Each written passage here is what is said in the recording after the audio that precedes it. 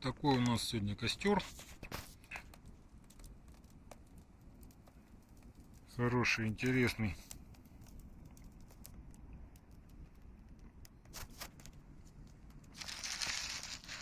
Погода замечательная просто.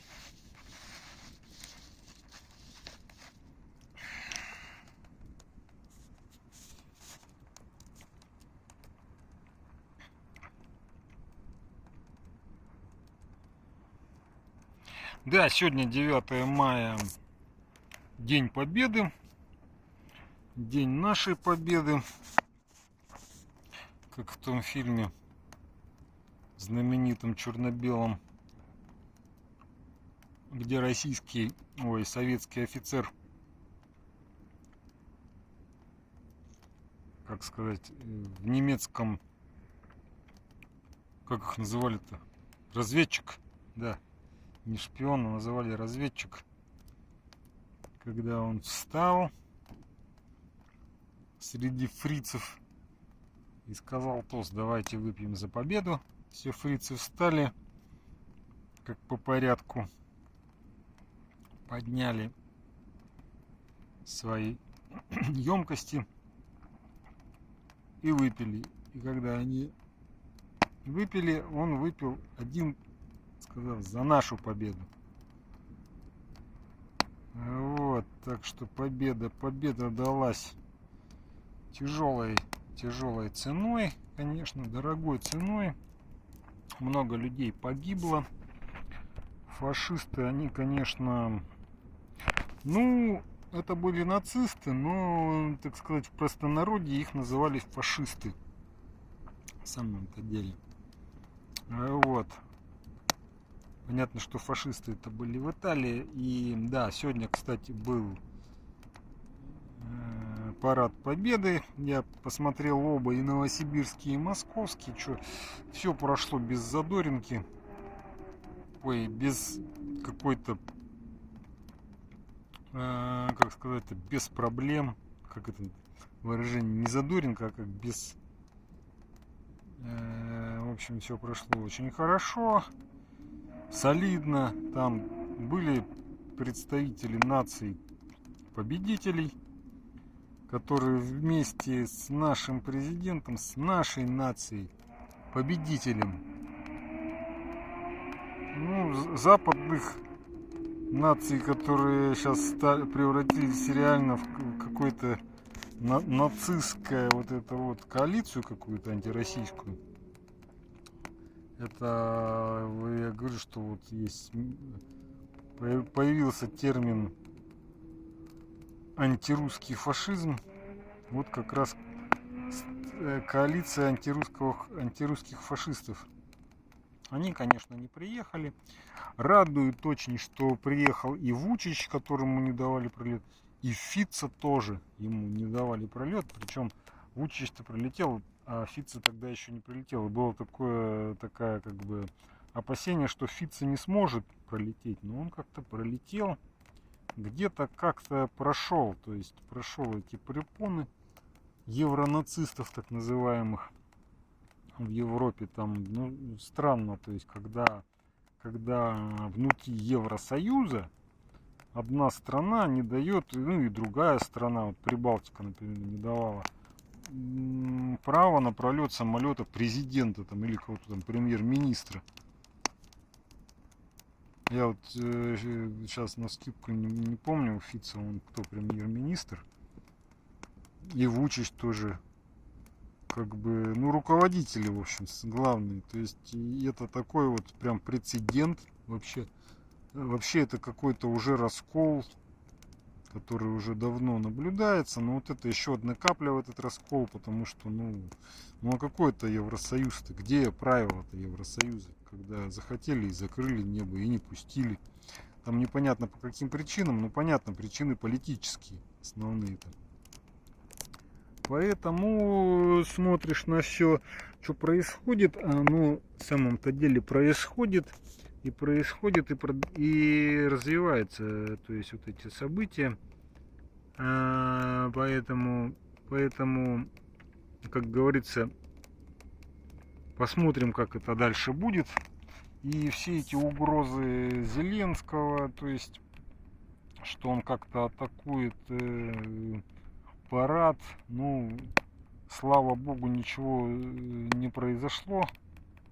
Там данные, наверное, придут, были ли какие-то беспилотники сбиты в это время или как.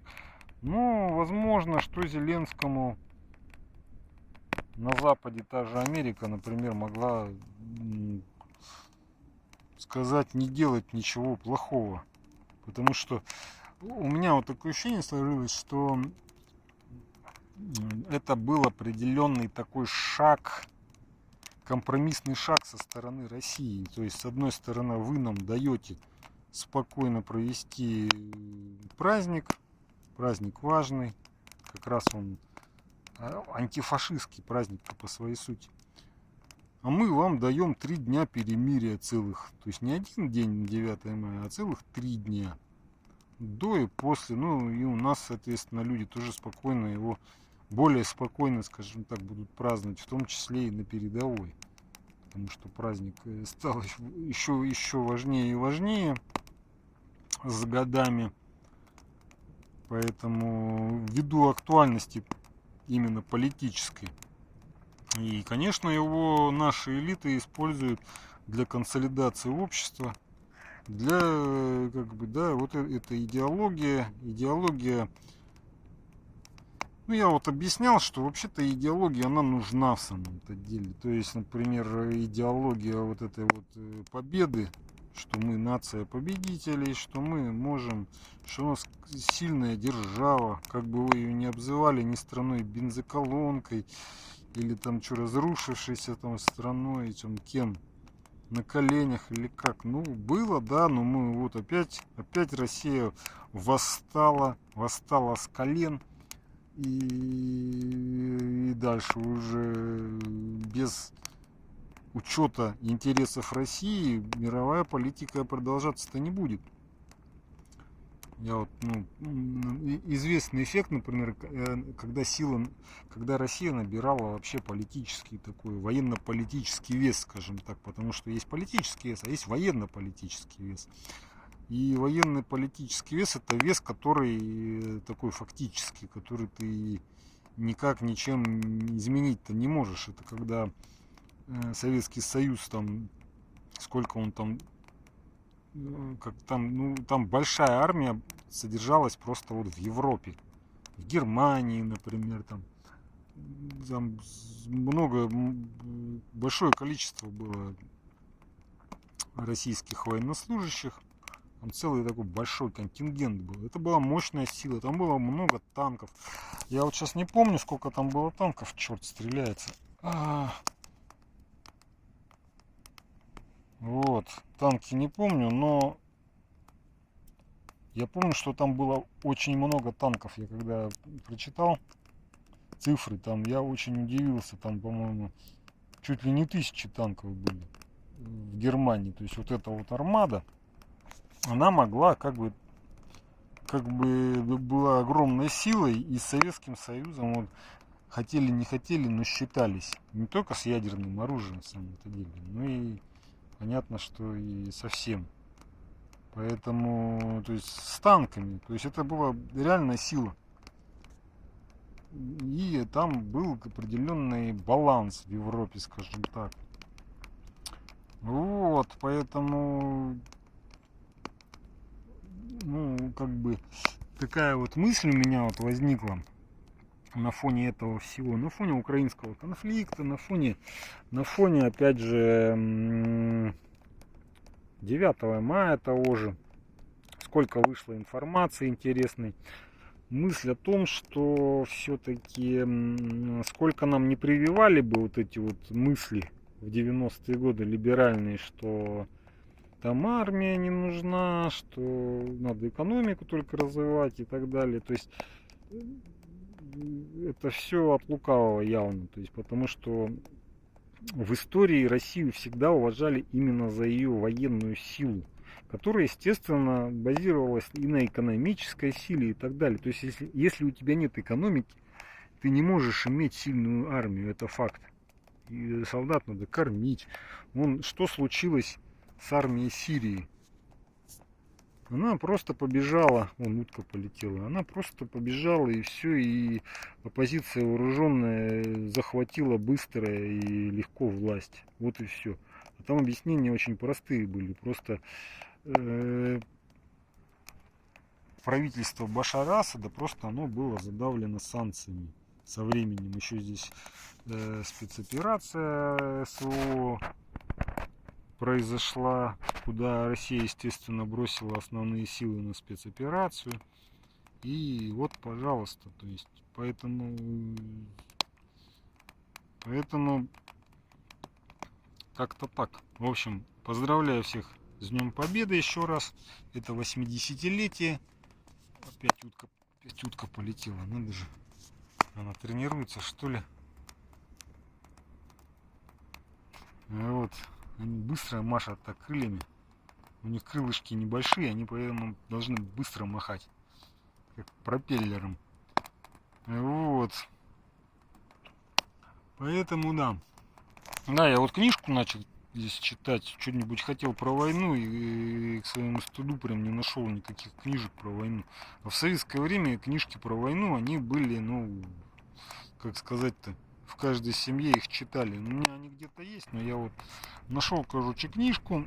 Ну, здесь пишут про различные рассказы, там что-то какие-то авторы «Комсомольской правды», что-то такое, сборник каких-то рассказов вокруг советской жизни, скажем так. Рассказы прям, скажем, идеологические, они коммунистические, социалистические, то есть они воспитывали как раз того самого советского человека. То есть это не потребительство, вседозволенность, там, либерализм так называемый, а вот именно действительно какой-то воспитательные такие тексты. Там, например, вот про войну, то, что я нашел текст, это было про хлеб, например, про хлеб в Ленинграде. Там вот в самом-то деле такие рассказы надо в школе изучать, в российской школе в самом-то деле. То есть как реально вот на литературе, на той же самой, вместе с классиками различными, потому что там уже, я помню, были какие-то вот, с кем-то обсуждала, там прям удивлялись, что там какие-то люди, которые, вот эти авторы в школе изучаются, там какие-то абсолютно такие вот западные такие вещи, скажем так, какие-то такие вот такие должны изучаться рассказы. Вот, а там рассказывалось, что люди в Петербурге, в Ленинграде, они просто не доедали. У них порция хлеба в день была 125 грамм. И вот на эти 125 грамм ты живешь. Ну и там различные эффекты были. Там, что там какая-то мать резала одинаково всем детям. И себе, и в том числе самому маленькому. Хотя вроде бы он меньше работал, ему энергии надо было меньше, то есть он не работал, допустим. Но все равно ему давали порно. И что-то там про другую мать, которая себе немножко больше подрезала по этим самым причинам. Ну и что она работает, все делает, ей больше энергии. И что она там просто умерла. Как бы.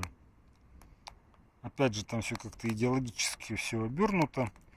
Вот если на какие-то современные восточные, не знаю, практики мудрости, духовные практики так оборачивать, ну то есть там это возврат какого-то бумеранга, но там это представлено как реальная история, что ей вот как-то вот так и случилось, что она как бы, поэтому и современная молодежь, она вообще должна представлять, как жили люди в голодном Ленинграде, чтобы понимать, что это было. Потому что в советское время нас воспитывали на этом всем. А современную молодежь, по-моему, мало представляет себе ужасы Второй мировой войны. У нас ее называли Великой Отечественной.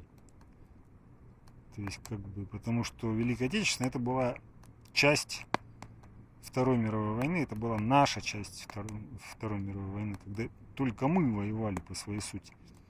Там этот второй фронт отрывался очень долго, потом там, вот я что-то читал такое, там оказывается, когда в Африке воевали союзники, они там на себя оттягивали только 3% войск Гитлера.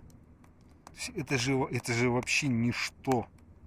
То есть поэтому, когда кто-то там говорит, что вот там второй фронт там или что, они там-то воевали, да они не воевали, там было совсем другие сражения с другими войсками, с количеством.